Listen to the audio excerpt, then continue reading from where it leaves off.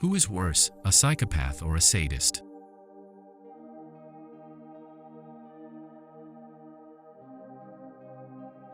You must have come across several articles or videos that previously described psychopaths and sadists. Moreover, if you look closely at the trail of their action, both can seem reasonably related to each other, and people who suffer from them act the same. Because they are both disorders, and they can be grouped in the dark factor of personality, i.e., the D factor. Nevertheless, with a closer observation of these traits, you would discover that they have slight differences in their why for carrying out operations and brutal action.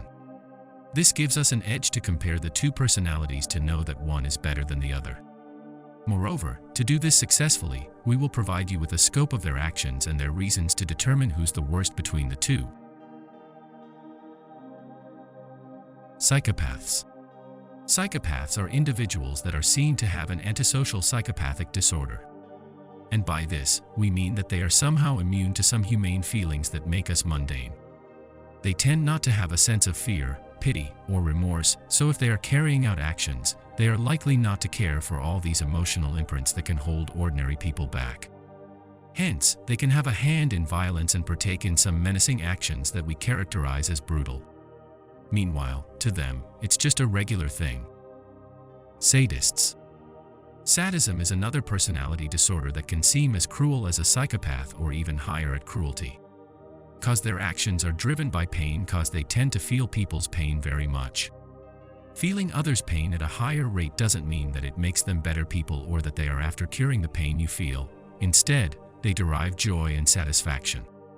So, it won't be so bad to say that they can include causing pain to others as a hobby, causing most of them to take it as one often.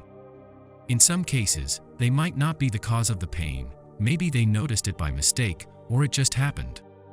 While the pain is being inflicted on another, the sadist is likely to stay there and enjoy the view, being that it's a pleasurable thing for them. Psychopaths versus sadists. Now that you've understood the drive for their actions, which might seem similar, we will compare the two to decide the worst. For a sadist, to meet you in a crooked situation where you will be in pain and suffer greatly, maybe physically or otherwise, they tend to derive pleasure from it. That's why they are said to feel it more than you. Cause if the pain is not intense, they won't feel much pleasure. On the other hand, psychopaths are immune to such feelings. But if you are to feel so for them to get what they need, then so be it. They just care less. Honestly, these two traits are dangerous, but depending on the situation at hand, one of them might be the worst person you have around. So just like in grammar, where context determines the part of speech of nouns, situations also determine the worst between the two. Please let us know your opinions in the comment section below. Don't forget to subscribe to our channel and activate the notification bell. Thanks for watching this video.